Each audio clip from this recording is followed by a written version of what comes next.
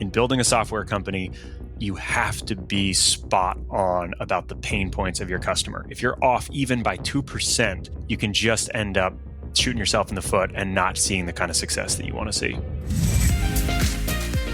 I'm Alex Freeman, and on the show today, we have Ed Warren, who built Zippity as a way to simplify managing his small business. Today, Zippity is one of the only SaaS companies built with the smallest businesses in mind. Ed just partnered with Square and his venture capitalist backing, quite a leap from a mobile detailing business. He's going to share how he took on a market that most SaaS companies pass up and turn into a winning company. Today, he's going to share his strategies and answer questions like how he turned his detailing business into a software company, how he got private investors, how growth has impacted his daily tasks, how he acquires clients, and how he manages his business. Let's find out how to turn your expertise into a software business. Ed Warren, thanks so much for joining us. Thanks so much for having me. To get things started, when did you start Zippity and what does the company do? So I started Zippity back in 2017, just finishing up business school, and launched it as a mobile detailing and mobile mechanic business to try to solve the problem of how frustrating automotive car care is for consumers. And I think we all know it. It's just an outdated industry and really logistically inconvenient. And we said, let's find a better way here. That has now become a software company. And so what are the main challenges of running that mobile detailing business that your software helps owners solve? That's right. So we started as a service company, and then due to the pandemic and a few other factors we can jump into later in the podcast, we ended up pivoting into a software company. And that is a really hard challenge to make that change. But we saw a market opportunity, an unmet need for mobile detailing businesses and frankly, mobile service businesses in general that was unmet.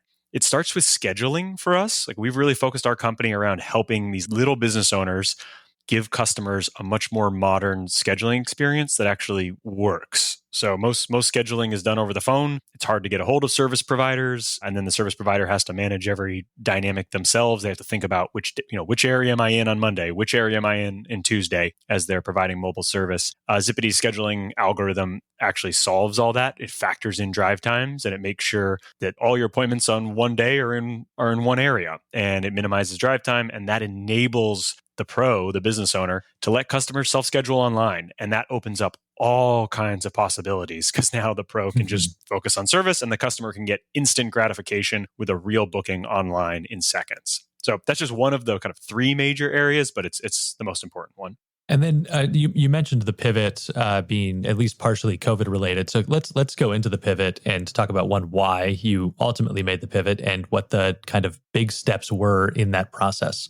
Yeah, so making the decision to pivot is a very weighty one, right? I mean, pivots do not always go well, right? And when you have a business that's working, to try to change it dramatically takes, frankly, some boldness, and and you need to be really, really thoughtful about that. And so for us, what we were finding is that we had built our service model primarily around the workplace. That was kind of our innovation in the space. Was we said, okay, we will deliver mobile detailing, mobile mechanic services while the customer is at their place of work. So we would partner with an employer and deliver services to their employees while their employees were at work. It was logistically easier for us because all the employees were in one place, and it was super convenient for the employee because they were going to be at work for 9 hours a day anyway, and their car would be fixed automatically while they were just inside. So that was the business model. And it was working well. It was still kind of a niche business model, right? Because we only partnered with really large employers, but it was solid. And then COVID hit and everybody stopped going to work. And we had our revenue dropped by about 90%. And we had looked at ourselves and said, okay, what do we do next? Do we just wait this out? Do we try to start servicing customers at their homes? And those are both very real options, right? The first one was not a great option. Waiting for the pandemic to end would have been a disaster. And then the second one of, do we go to people's homes was a totally legitimate option, but it was going to be problematic for us because it required a totally different go-to-market approach. We had previously acquired customers by building relationships with employers and then marketing that way. And to change our entire go-to-market strategy to be consumer-oriented would have, was something, we had to change dramatically no matter what. But if we decided that if we were going to change everything that dramatically, we should do the business model that we thought had the biggest and best long-term success. And we had seen this opportunity to help small businesses in a much broader way with software that they could run from their phone in the field and really take all our lessons and expand in a much faster and bigger way. And so we said, let's make this bigger change. Let's take this opportunity to do the big thing. And how did your previous experience in your former business model help you when you switched to this software provider SaaS business model? Yeah, so I mean, the main thing is it gives you a lot of credibility, right? You know your customer base. And so many people who are starting businesses want to know their customer base, right? Or think they know their customer base. But even if they do know them, they don't have that intimate knowledge of having been their customer, right? And so we could get on a phone with a potential customer and say, yeah, I know. Isn't it so annoying when the customer no shows, right? Or isn't online booking such a pain in the butt because all your appointments just don't leave any drive time, and so now you have to call back each customer and reschedule. And so we could commiserate on those pain points, and that allowed us to, one, have better credibility, and two, build solutions that were more tailored. And in building a software company, you have to be spot on about the pain points of your customer. If you're off even by 2%, you can just end up shooting yourself in the foot and not seeing the kind of success that you want to see.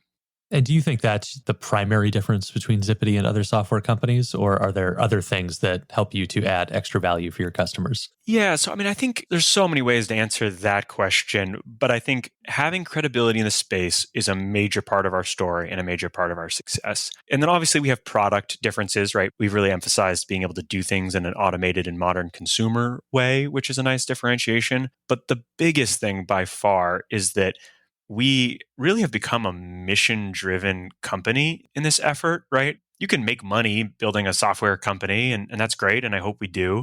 But we ultimately put our flag in the ground on saying there is a problem in our economy that small business owners are struggling to get ahead, and technology should be this powerful force to help the absolute smallest businesses not just do as well as the big companies, but leapfrog them, right? Like small business owners are Mm-hmm. way harder working than just an average employee because it's their entire livelihood, right? And so they should be better than the biggest companies, but they often have outdated technology, broken processes. It's just, as a consumer, it can be frustrating to deal with owner operators because it's hard to get a hold of them. And that just shouldn't be the case. And we said, we have an opportunity to do something way bigger than provide some software. We have an opportunity to actually enable small, hardworking business owners to thrive in the modern on-demand economy. And that's something that affects millions of small business owners and something that we can really get passionate about. And having that passion and that focus allows us to actually say no to other things that could distract us, right? We get to say, you know what? Even if a big company is trying to throw money at us right now, we're going to say no to that because our mission is the little guy. And that gives us focus, and that builds a bond with our customer, which is really different. The software that you sort of brought to market as you made that pivot, was that something that you had developed internally previously for the mobile detailing business? It was, right? It's still a far cry from a modern software platform, but we had a strong but small technology team, which had built out a product for ourselves and our in-house operation. And and then we said, okay, well, we have this. We've developed this product, which is really powerful, but we're only using it ourselves. And then we said, okay, let's repurpose that for others. There's a lot to talk about on that because taking your existing tool and making it available to the broader market is a completely different challenge. And so I guess I have many follow-up questions because, yeah, there's a lot to unpack there. What was the initial impetus to develop that in-house software rather than find some existing solution? Yeah, I'm glad you asked because I don't recommend it to other people. um, Even though it's what we did, it's something that I think a lot of entrepreneurs make a mistake of doing. They say, I wish I had something that could do this. And then they go build it. But the problem is, as an entrepreneur, you have so many things pulling at your attention. You need to focus all your attention on the absolute most important thing. And other things can be, less than perfect, right? But the thing that you do really, really well, that needs to be perfect. And everything else can be less than perfect. And so, if an entrepreneur says, hey, I want to build a business and I want my own proprietary software platform, that takes a lot of money and a lot of time. I mean, you're talking about software developers who make, six figures easily. You have to build a product. And then once you build it, you got to maintain it. If you outsource it to try to save some cost, now you don't know the quality of the code. It's probably not scalable, right? And so there's a lot of problems to building your own in-house software. And if you're in the business of delivering services, having a whole wing of your company that is very expensive to build out a product that honestly may or may not be better than the out-of-the-box tools in the market right there is a very questionable decision. Can you talk a little bit more specifically about some of those costs of developing the software and what all goes into that process? Yeah. So when you build a software product, there is obviously just an initial. There's just the problem is there's a high fixed cost, right? Unlike other things which you can put a little bit of money to and then you can turn on or turn off. Software is something that needs to be built, nurtured, maintained, updated. You either need an in-house team or you need an outsourced team that you trust and that will be around for a while and you can do upgrades to. And so for us, we said, look, we think there's a chance to use technology to really differentiate our offering here. And we went all in on that. And again, because we had big aspirations, maybe that was appropriate, but from a fiscal standpoint, it probably wasn't the wisest choice in the short term. And ultimately, you're talking about, okay, now you have to have probably a handful of software developers.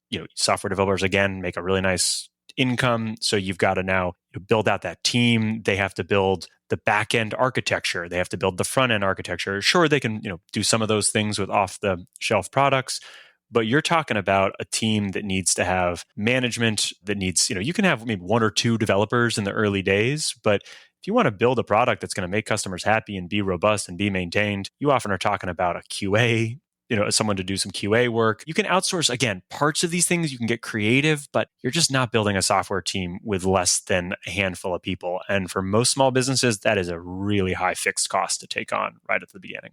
What was the biggest challenge of making that pivot from being a detailing company that had built an in-house piece of software to now we're going to be a SaaS company bringing this product to market? Yes, I think this is the one that catches so many people off guard. It definitely caught me off guard. I looked at our product and I said, our product's awesome. It works great. We'll just kind of flip this over to everybody else and we'll be off to the races. And the reality is a software product for your own company is a tool. It's one tool in a toolkit, but it's not the entire toolkit because it's designed exactly for your processes. It works in only one way, and that is the way you've built your business processes for. When you then take your software and deliver it to other people, they then have to be able to use it in their business process, and they don't do things in exactly the same way. So now the product's got to be really flexible. It's got to be dynamic. It's got to have configurability. And now we're talking about not a tool, but a platform that can be configured, optimized. And that is a very different thing. And it doesn't feel different because you're just doing the same functional things, but making something that's scalable, robust, flexible versus just does one thing in one way are two totally different challenges. I also would love to hear you speak about how you built your software team, because obviously, when you enter into that tech and software space, you start to be competing on some level with the Googles and the big, massive corporations that those are. How are you bringing them into your small business? Yeah, I mean, probably the biggest frustration and hardest thing that I've had to deal with is hiring technical talent. It is a really competitive space out there, and you want to bring in people who are extremely good because writing good software is hard. They're logic puzzles, right? Not anyone can do it. You have to have just really, really smart people, but who are also collaborative, are going to see the vision of the team. And then layer on top of that what you just said, which is you have major companies out there, right? West Coast software companies that are paying these folks hundreds of thousands of dollars a year. It is really hard to attract and win talent when you're competing against companies like that. And so you have to, as an early stage company, do probably two things. And the first is you got to find people who want to be at a startup, people who say, you know what, I could be at a massive company and have kind of a cush job with predictable hours, or I could be a part of building something new from scratch. And that's what I want out of my career right now, because you're just not going to beat when you're trying to hire, trying to win the talent war, you're not going to beat the big tech companies with just traditional comp packages. It's just not going to happen. And then the second thing is work your personal networks. This one's tough and I think kind of stinks for junior entrepreneurs because you don't have as big a network. But to get someone to join an early stage company, the tough news is there's a lot of reasons why they shouldn't, right? Chances of that company going out of business are high. It's all dependent on the founder. And so really it comes down to your credibility in the space and your personal network and your ability to attract people who are going to trust that this is a good career choice for them. And so the reality is like you should be able to, based on your networks and your credibility, go to people who want to join you, who want to work with you, who want to build something from scratch. And that takes some time to build that out. What advice do you have for those junior entrepreneurs who maybe need to work on building that credibility? I think you have to figure out how you're going to build the credibility if you don't have it already. And the best way to do that kind of in the space is, this is kind of typical advice. It's not just my advice, but is start small, build something that works, that finds a pain point, that gets people's attention, and then you can start. That builds a little bit of credibility. And then you can maybe hire an outsource resource and you do a little more. And that builds even more credibility and more attention. And then, people who maybe wouldn't have given you the time of day at the beginning now go, this is pretty fascinating. I actually really like the mission that you're on. And it seems like you've gotten a lot of traction. Let's talk. Maybe I'd want to work here, or maybe I'd want to invest in this. But you've got to start with really quick wins that are low cost because you can't be spending a ton of money in those early days to try to build that credibility. And then once you kind of get that team started and in place, how are you as a leader continuing to work on, one, I guess, keeping people focused on mission and making sure that the team culture remains collaborative as you continue to work on the software product? People want to be a part of something special. They don't just want to go to work and check a box and go home at the end of the day, right? They want to enjoy their team members. They want to know that what they're doing matters. And so spending that extra time as a leader of an organization, thinking about how do we build a collaborative culture, an enjoyable culture, there's no simple answer to that. But I will say that I think the collaborative culture at Zippity is our defining difference. It's the thing that really sets us apart. And we have put a lot of effort into that in very specific ways. Personally, I have a set of values. Values or principles, I guess, that I've honed over the last few years that help me at least set a tone for the team. First, it's hiring really good people, right? That before you even get into any kind of principles or values, you just got to get people who are really competent and enjoyable to work with, and that kind of those good vibes spread to others. If your core founding members are grouchy loners, you're going to have a really hard time building a culture of collaboration on top of that. So those initial people matter a ton. And then, some of the values and principles I try to instill in others and emphasize at Zippity is one I've kind of come up with is this concept of singular ownership, collaboratively built. So it's this idea of you got to have somebody in charge, but you've got to do it in a way that makes the tent large and brings a lot of people into the decision-making process so that everybody feels like they have input. And so you have somebody to kind of steer the conversation and how you build things, but you're always bringing in the inputs of others so that it doesn't feel like it's just being done from the top down. And that balance of direction from one person versus bottom up input is something that's really tricky to balance. But I think that's the key to building a high functioning team that's also collaborative. I want to take a second and kind of shift our conversation a little bit over to a few marketing questions. And to kind of kick that off, I would love to hear some of your top marketing strategies for generating new leads. First of all, you have to completely change that part of the business when you switch from being a service company to being a software company. It really is a different beast, especially in our case where we had been selling through workplaces and that just all went out the window when we switched. So a lot of learnings there. Your go-to-market strategy and the way you generate leads, the first thing I'll say is it has to be appropriate to the kind of business you're building. If you're building a software business where the average contract value is $100,000 a year, right? You have a handful of customers and they pay you a lot of money for something very important and maybe very customized. That's an enterprise deal, and your go-to-market strategy is going to look completely different from Zippity's go-to-market strategy, which is get the word out to a lot of little business owners, right? So, and then don't, you don't charge them a lot. You charge them very little money. for something that's very powerful for them, but in the grand scheme of things is not a large contract. And so that means your marketing costs have to be appropriate to the what they call the lifetime value of the customer. That's the total amount of money you kind of on average expect to get out of every customer. And so for us, we've really focused on marketing strategies that are low cost, that allow us to get in front of a lot of people in a way that gives us credibility through partners and ultimately acquires customers for a low price. These are all jargony business terms, right? But customer acquisition costs, lifetime value, that there's a ratio there of you want as high a lifetime value to the cost of acquiring customers as you can possibly get. So that's an LTV to CAC ratio is what that's called. And in our case, the cost of acquiring customers, we've driven that down, which is really important to our strategy by, first starting with content and SEO, right? Like most people know to go online and search for the thing they want. And we said, let's make sure that we rank really highly for the kind of people that are a perfect fit for our software. And so we built a lot of content with a lot of keywords that are very, very, very targeted on the type of buyer that we are best fit for.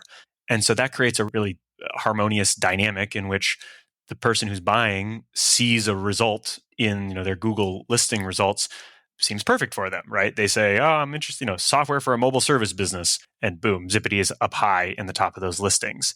And building that kind of content strategy is not a quick strategy. Like you got to put a lot of time into that. You got to really show that you're a thought leader in the space, that you've got a lot of people clicking on those things, you got a lot of traffic and engagement, and that builds more success. So that's not a short-term strategy, but that is one of the absolute best strategies for finding customers who are very oriented to what you do in a very low cost way. How big of a team do you have working on your content strategy? And what sort of tips do you have for someone who might want to begin the long process of implementing that strategy? Yeah, so the good news is this, unlike the software side of things, can be done, I think, in a much more achievable way, right? Like whether it's going to Upwork and finding a content person, right, a copywriter who can just crank out a lot of content for your website and your brand, that's a very achievable path, right? There's tons of really high quality copywriters and content folks, and you can really start to move the needle with that when you do that. And so that's just creating the content, but to be honest, it's going to be hard to come up with a good strategy if you aren't also smart enough about how what you should be writing, what the keyword should be. And there are some great online tools that actually allow you to see how much traffic there is for different keywords out there. And so you can pick a strategy of saying, okay, these keywords don't seem to be very competitive for for my competitors, but still have a lot of people searching for them. I should build content that optimizes for those keywords. So getting someone who knows how to do that analysis and steer the content is again, very important and not that hard. There's a lot of people that have the skills. You can get an outsourced marketing agency, you can find someone on Upwork, or you can bring someone into your team. But that's a great way to get started. The key, though, is that you need to recognize that this is a 6-month, 12-month, 18-month journey, not a 1 week or 1 month journey. On other forms of advertising, what's kind of your typical monthly spend, and where are you making that spend to get the best ROI?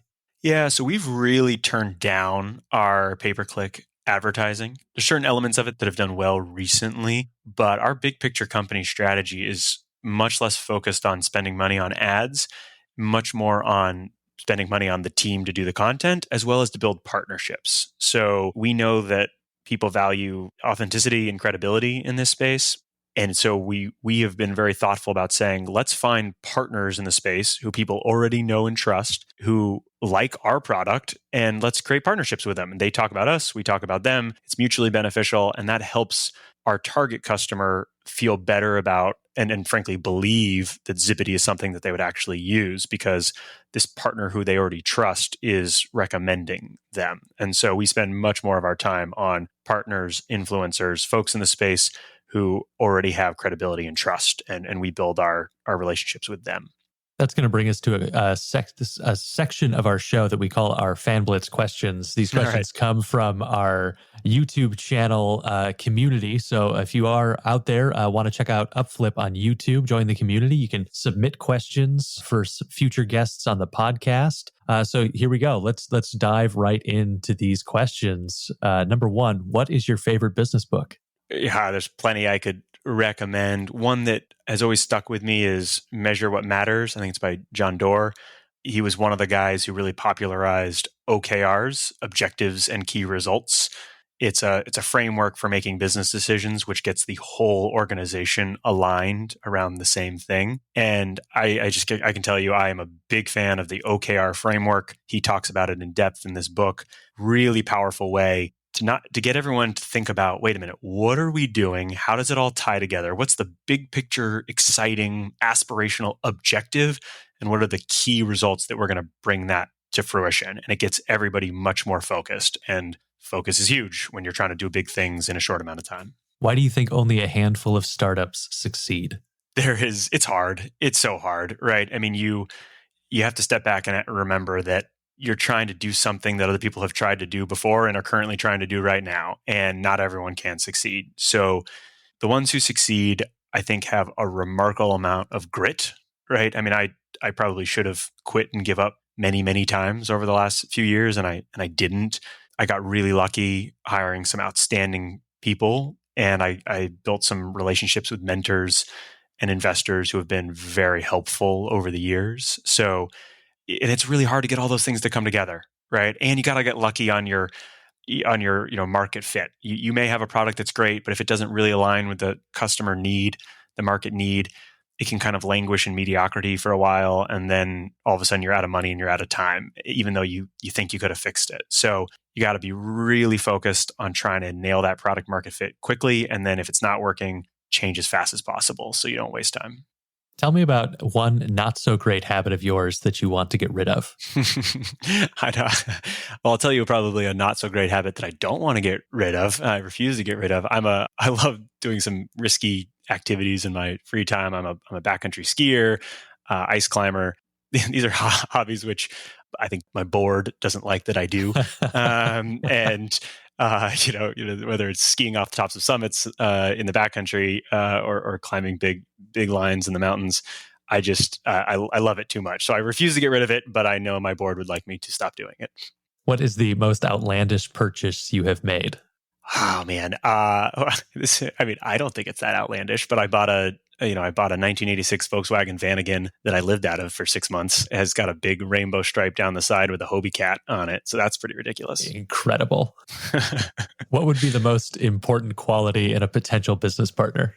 That they're all in. They're not just doing this because this is kind of interesting or that they have some skills you don't have, that they want to see this idea succeed with every ounce of their being, because it's going to get hard and people are going to want to quit. And if your co-founder doesn't care as much as you do and isn't all in, they're probably going to leave. And at the end of the day, for a good potential business partner, you need them all in. The delinquents and probably a lot of us would like to know how you start from the bottom and make it to the top. Oh man, there's so many ways to answer that question. I think we've covered a lot of it here. I think there's a lot of just investment in yourself, right? I mean, the reality is you don't end up at the top by chance or luck. It's built on a lot of good personal habits, on investment in yourself. If you're wondering why you haven't made it to the place you want to be, the first step is to look internally and say, okay, am I awesome at the things I need to be awesome at? Do I need to put more time into this? Do I need to get better? It's kind of the boring answer, but the reality is there's just a lot of hard work that you got to put in to yourself, to your education, to your skills. And then when the times get tough, when the hard decisions come, you're a more well-rounded person to be able to overcome those, and you're able to weather them. People will trust you. They'll stick by you. And that's all just from being a high quality, honest, hardworking person, right? And there's kind of hard, there's no easy way to skip that process. And Zach is wondering how to reduce churn in a subscription business. Yeah, it's a great question. Churn is really important. I mean, it's everything, and it can cause a big problem if you don't solve it. For those that don't know, churn is when you when a customer joins the platform, decides not for them and leaves. And that can happen for a whole bunch of reasons. And some churn is not a problem, right? Like your business, your software isn't for everybody, so it's okay for it to have some churn. So what we've done is we've focused on building personas around who is a perfect fit for the company, who's a medium fit for the company, who's a bad fit for the company. And we put personas on every single buyer that comes through the platform. And if we have folks who are leaving who are in our ideal persona, we have to do some really honest self-evaluation about what's wrong with our product. Why was that not meeting their needs? And then we really focus the company on building those features out, talking to those pros, getting them for feedback, getting feedback from them so we know why they left, and then putting that in, building those features into the product so that it works for the next person. But really focusing on who it is that you really, really want to keep and who it is that you don't helps you narrow the scale of the effort to update the product and minimize churn. That's going to do it for our Fan Blitz questions. Again, if you head over to YouTube, find Upflip, join the community, you can send in your questions for future episodes of the podcast. Add a few more questions from me. I'd love to hear about what systems or standard operating procedures that you use in your company that have had the biggest impact on your revenue growth. For us, we had to mostly redo those after we pivoted. A few stayed, right? We use Slack for our internal communication. It's a great collaboration tool, and it integrates really nicely with other platforms as well. So, we use Slack, Google, the whole Google suite of products, which I really like. Again, from a collaboration standpoint, both are really, really great. I mean, Google products, you can be building spreadsheets, integrating them into slideshows. People can all be working simultaneously on the same thing, and it fosters innovation. So I'm a big fan of those two products. In terms of revenue, we ended up using HubSpot instead of Salesforce. Both are really strong tools, but as our business was focused more and more on little business owners that were coming to us rather than when we were seeking out, HubSpot was a better tool. They're a little more focused on inbound than outbound dynamics. And again, it all integrates really nicely. So you can, HubSpot, you can track where your leads are coming from. You can create automations to follow up with them. You can then push all that customer information to Slack so that there's a notification when there's a customer that needs to be responded to, and you can do it instantaneously from Slack to HubSpot.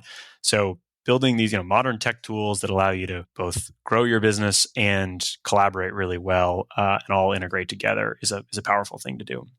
And then you also recently started an integration partnership with Square. Can you talk about how that partnership developed and share some advice for other business owners on securing big name partnerships?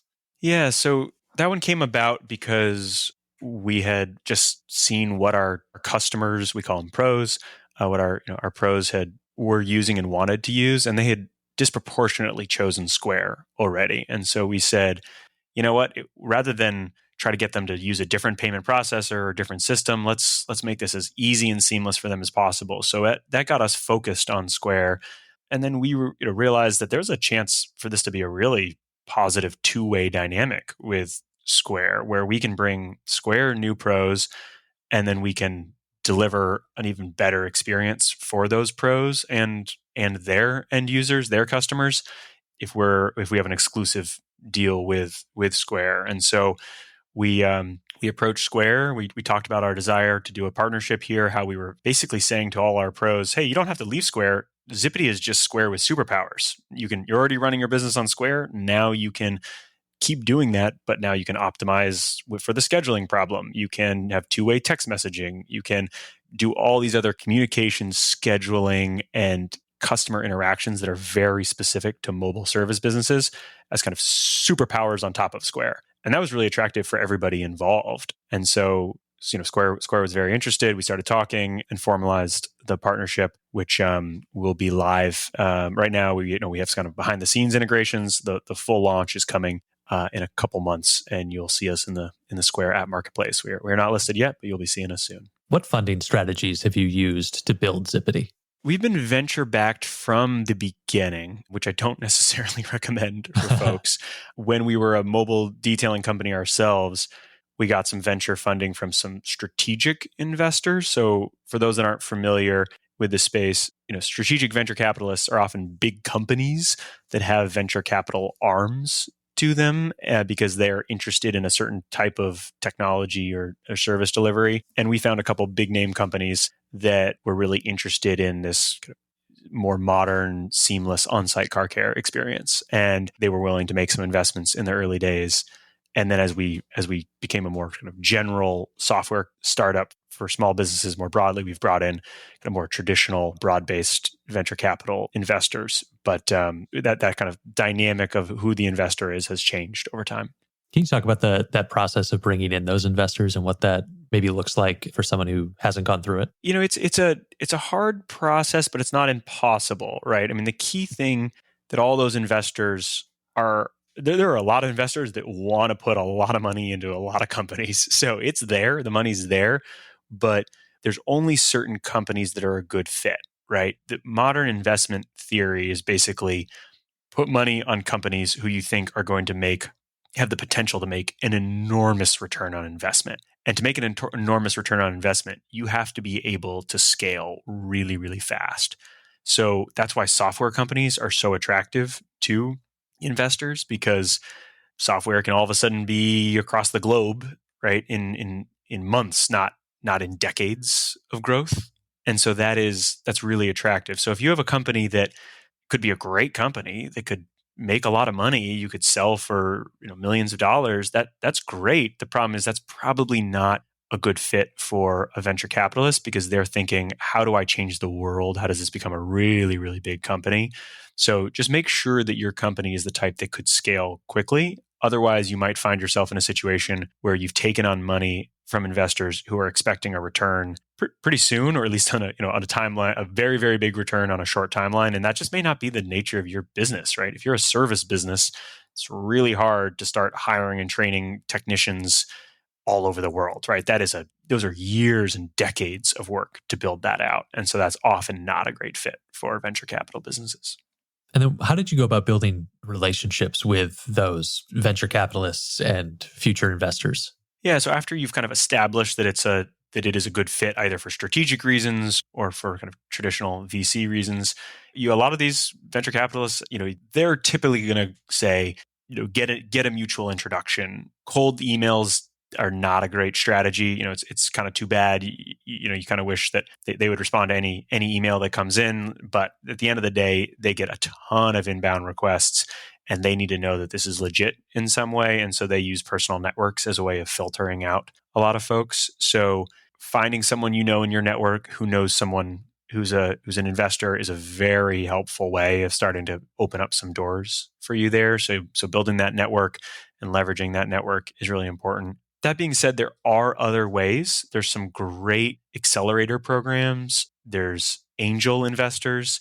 So the accelerator programs are just a way to basically say, okay, you've got an idea, but you have no idea what you're doing. And you're probably going to just go around in circles and waste a lot of time because you don't know what you're doing. And these accelerator programs will accept you. They'll often give you a little bit of cash, take a small equity position, but give you mentors, investors. They'll work on your pitch. They'll use their network. They'll introduce you to a bunch of investors. So those accelerator programs can be a great way for someone who just doesn't know how to approach this, but this gives them all the tools in one program, and that can be very powerful. You should beware, right? Some of these programs are more credible than others. So, you have to really check, wait, how much equity in my business am I giving up? What are you really giving me? So you should ask those skeptical questions, those clarifying questions. But as long as they're a reputable program, an accelerator can be a great way to get a lot of mentorship, a lot of help in something that may not be your area of expertise.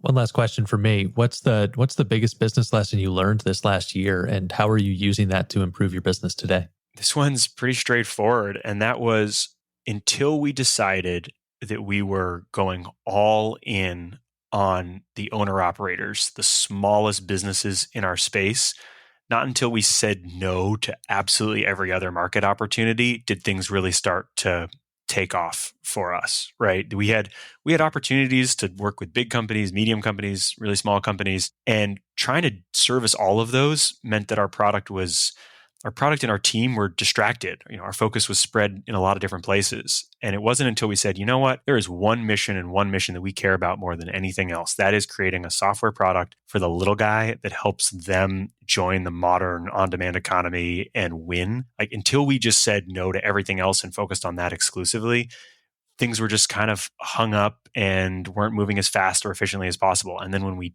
did have that focus, it was just like a spotlight all of a sudden got shined on the one direction we wanted to go, and the whole team started rowing in the same direction. Investors, some said, nah, I'm not interested in that goal. But others said, I've been thinking the exact same thing. I'm really excited about that too. And it just allowed us to find the people, the investors, the efficiencies to all go in the same direction. But it was only after we started saying no to the things that weren't in our focus. So the power of saying no, I would say, and power of saying no and the power of focus are really, really powerful. That is going to do it for this episode of the Upflip podcast. As always, join us over on YouTube at Upflip, and join us on the Upflip blog, upflip.com/blog, and every week on this podcast where we're talking to entrepreneurs in all sorts of industries about how they are running their companies and how you can learn from them. So make sure to join us. Ed Warren of Zippity, thanks for joining us this week. Thanks so much for having me.